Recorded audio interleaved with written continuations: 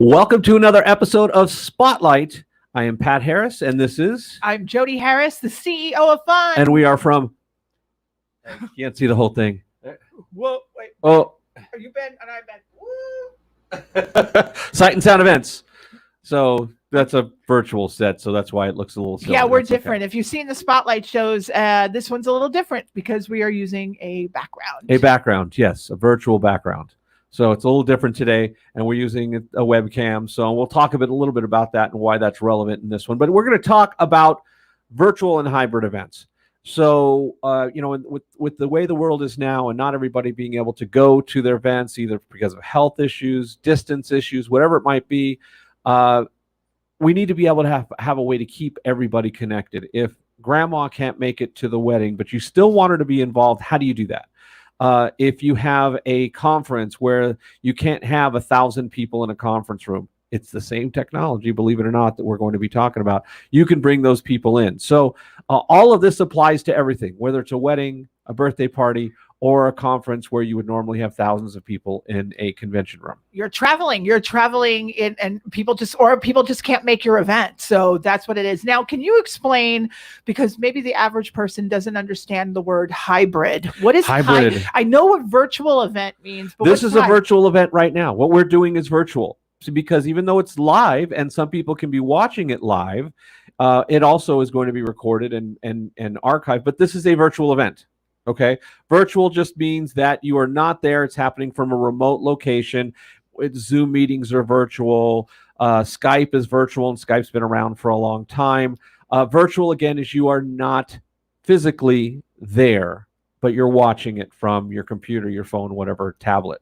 A hybrid event is also something that has been around for a long time. And if you remember, in fact, back at a WEVA conference about, what was it, 15 years ago, we did our first live interview via what was then, I think, Real Player had a way of doing it. It was before Skype, before all then. It's essentially bringing in, having a live event that you would do the same way you would normally do it, but having a virtual element to it, like this. And we'll explain some of the differences in the different levels. So it's half and half. So it's half and half, hybrid. So like a hybrid car has gas and it has electric. This is live and it's virtual. It has both elements. And that allows you to do a traditional event, but be able to include people, whether it be for a social wedding or a conference, that are in another location. And that location can be in the next city. It could be on the other side of the planet. That part's irrelevant now. So it's nice. Sense. You could have somebody in Australia that's there watching it live. Yep. With a small delay.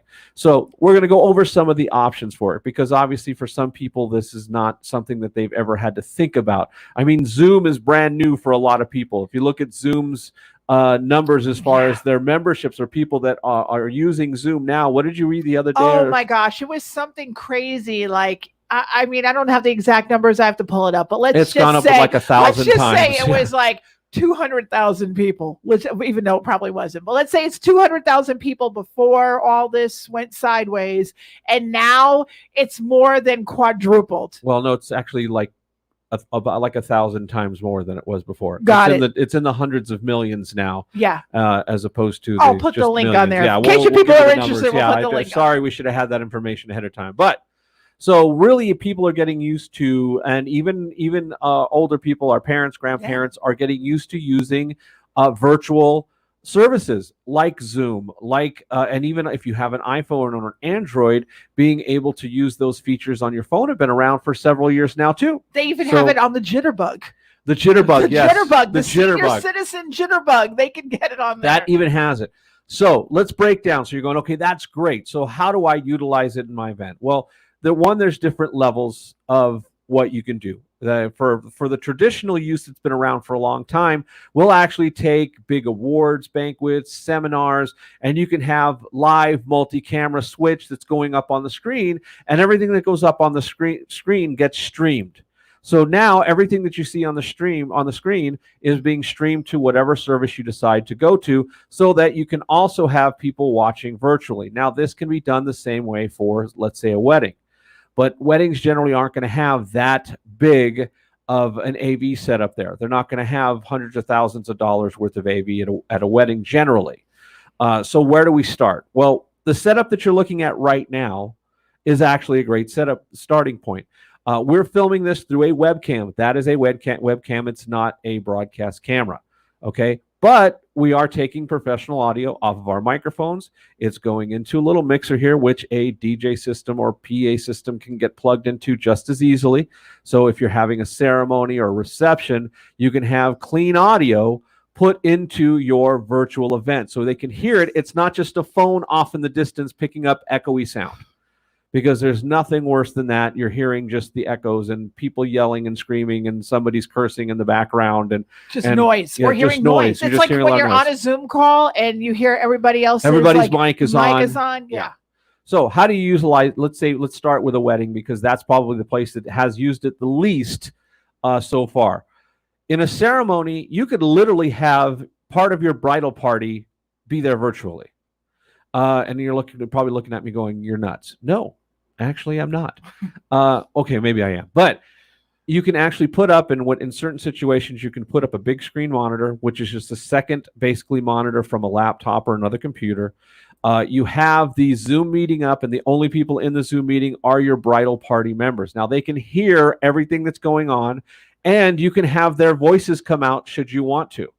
Okay, and you can set that monitor up off to the side or wherever you want it, and you can have them up watching the ceremony live as it happens.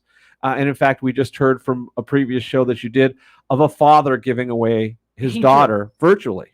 Yes, he did. He couldn't be there, but when they asked who gives this bride to be married, he said, "I do," basically, and handed her off virtually. So that can be done. You can be part of it. Now, that doesn't require somebody who understands AV. This isn't a DIY project. I'm just telling you right now. This is not something you want to try on your own. It will be a nightmare. You'll have more stress than you want. You'll spend a lot of money, and it probably won't work. Well, they think that they can hold up their Facebook and go live on Facebook or do it themselves. Somebody they could get like video now, like video. This is the simplest way, using your phone, of streaming something, but it is not very efficient as far as reliability, screen size. People can't really see this screen that well from a distance. Well, it's an event. It's a once in a lifetime event, or even corporate event. It's an event. You don't want to do it off your phone. Yeah, so you want to be really careful with that. You want to be, that's kind of the last ditch thing, or we just have one person that wants to see it, and you're literally going to have somebody standing there holding their phone through a whole ceremony. That sounds easy, but it's not. And shaky. Doing this, everything gets shaky. So the lowest common denominator, the least expensive way of doing it, is using a webcam setup like this with some sort of USB connected mixer that can bring in professional audio into the computer. You do not want to use the microphones off of a laptop or off of a phone or off of a tablet. It's not going to sound great, and it's going to pick up all the other surrounding noise. Now, the next level up from that, you're saying, okay, that's great. And the problem is the different places, they may not record it. Zoom will record it and keep a copy for you. Yes. Facebook and YouTube, because there's copywritten stuff on there, they may do some weird things. Facebook sometimes will put ads on there, or YouTube will. Facebook will sometimes completely just take it off, as well as some of the other platforms. Because they'll recognize the audio. So if you're walking down the aisle or something's being played, you'll get pulled off of that. So your platform is really important, and that, again, requires a professional. Now, the next thing that you can do is you can actually take a professional camera and connect it to an encoder. Now, there's multiple ways of doing that. That, again, is going to get more costly, but now you have solved multiple problems. One, you have somebody videotaping this for you to have forever. Okay, so it's being professionally done. And then it's also being live streamed. The video quality is going to be much better. You're going to have great sound quality, and you're going to have an edited version afterwards.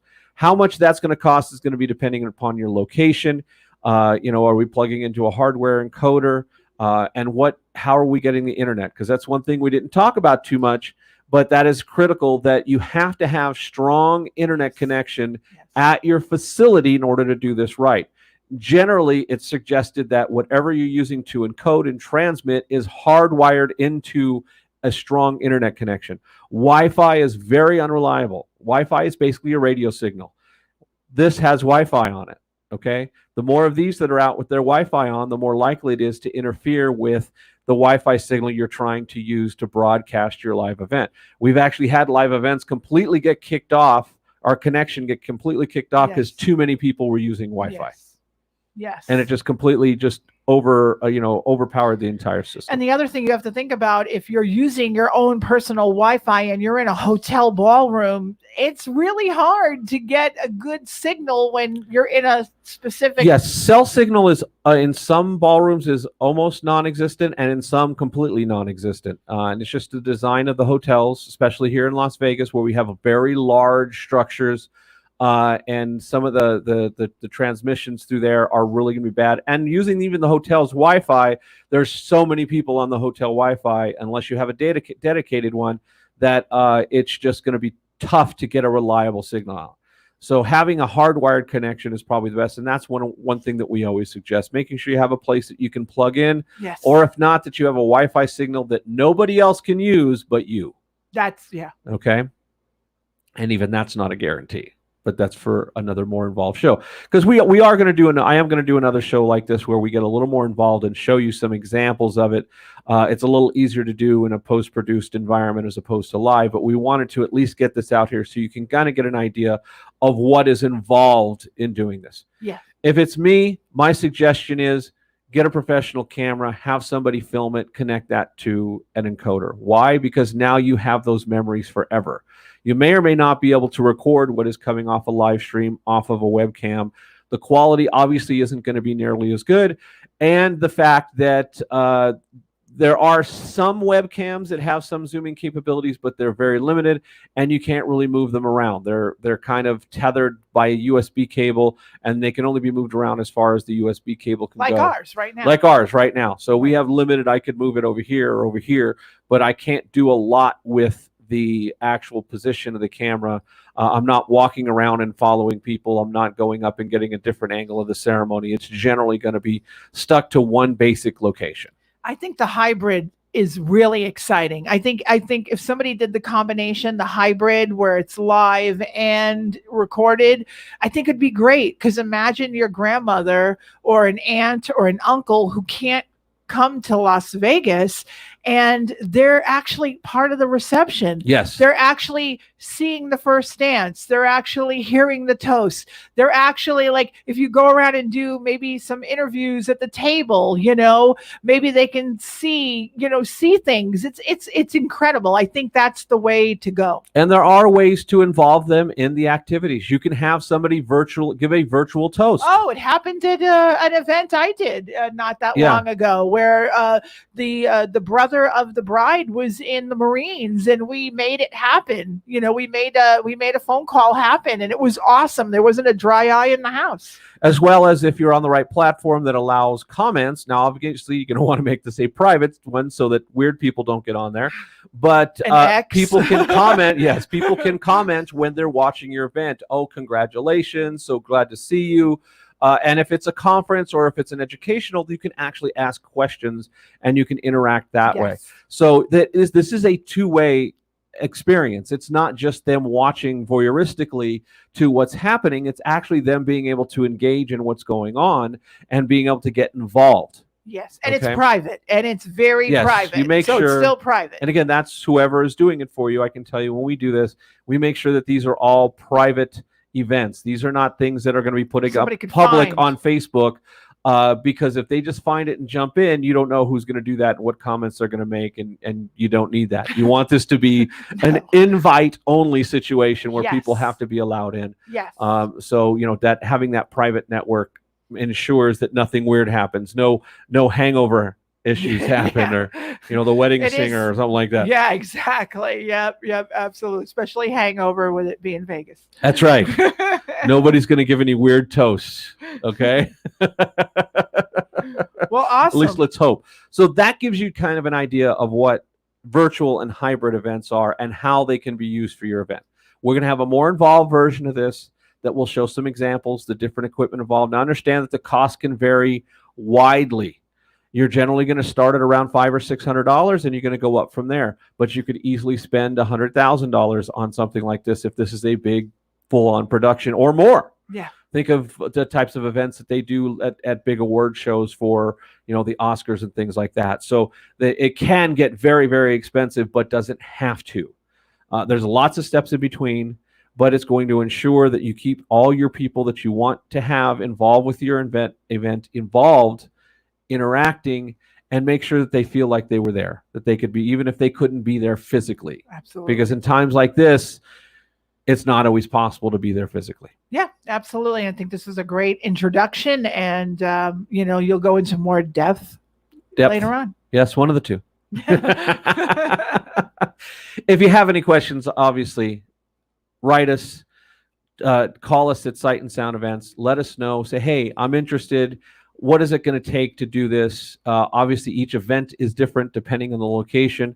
But if it's something where you just can't have your loved ones there, or your guests there, or your attendees there, if it's a conference, let's find a way to make this happen, because it's a new era now. And this technology is not brand new. It's been around for a while. Yeah, it certainly has. So it's just that most of us haven't had to use it yet. So hopefully this was helpful. And again, we're here to help. And we hope that you enjoyed the information that we gave you today. Please make sure that you like and subscribe. Yeah, because you'll get notified every time Sight and Sound Events posts one of these great Spotlight videos. The Spotlight videos have been wonderful to produce. Many of our clients, our future clients, are really, really digging this platform. So please make sure you hit the subscribe button and like. Thank you so much, and we'll see you on the next Spotlight show.